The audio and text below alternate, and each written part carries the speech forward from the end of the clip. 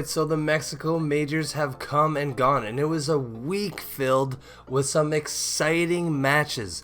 North America, we did pretty good all in all. A couple teams, they didn't perform quite as well as I'm sure they would have liked.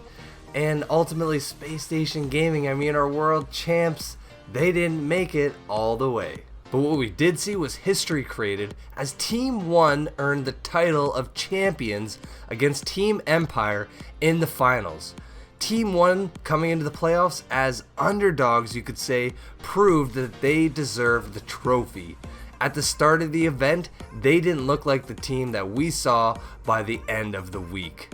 And I say this because with our first team we'll be covering, the Soniqs, Team 1 earned a big loss in overtime. The Soniqs and Team 1 started things off aggressively with a back and forth game, bantering and bickering back at each other between rounds, filling the room with as much noise as if we were at a UFC fight night with a live crowd.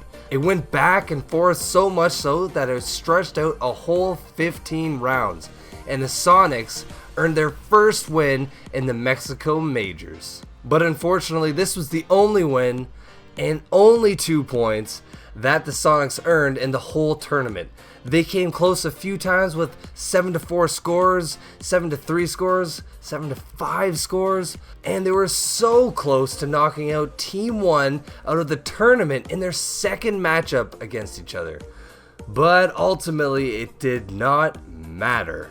That he can get. There's one, down to the 2v1 now, knows where another one is, and he finds it! Levy with just one more kill to pick up, and he gets himself a 1v4 clutch. Not to mention, he still has over 15 seconds to plant the case. Gonna go for that now as he finally has safe retrieval, as well as a good position to throw it down onto the ground. The first attempt being made, mind you, Rexon is incredibly low as well. He'll have heard that drop. Rexon gonna be smart though, won't commit, but Levy will! However, Rexon shuts it down, and the Soniqs take a very, very close one. TSM, they came into the playoffs with a strong head on their shoulders. Having a great season in the North American League, they were expected to do pretty well.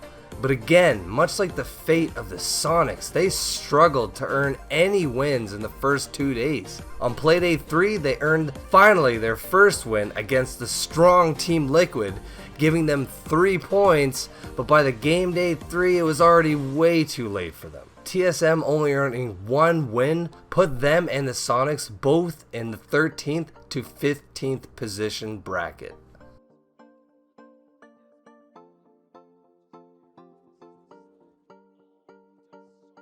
Next up was the surprising DarkZero.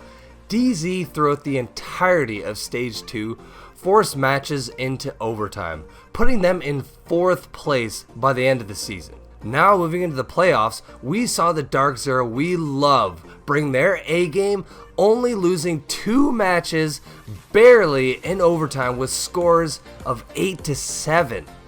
This brought them to the quarterfinals, where unfortunately they could not continue their success. Being hindered with 2 of their players being physically ill and being put up against the world champs, Team 1, their fate was already set in stone. I do believe that if DarkZero had their roster at full capacity, we may have had a different outcome. But maybe not. That Team 1 at this point was on a 5-game winning streak. But still, DarkZero did very well and earned that 5th to 8th place position.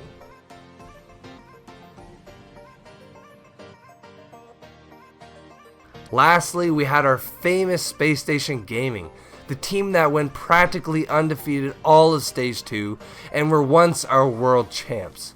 Going into this event, they had quite a bit of confidence and showed it. Losing only 1 match out of the 4 in their first 3 playdays secured their position in the quarterfinals. But like DarkZero, everything came crashing down in the quarterfinals when put up against Team Empire. The first match brought down a lot of SpaceStation Gaming's esteem, and at one point in the second match, the score was 5-0 for Team Empire. But SSG was not ready to give up. They came back and forced the last match into a 7-8 match for Team Empire.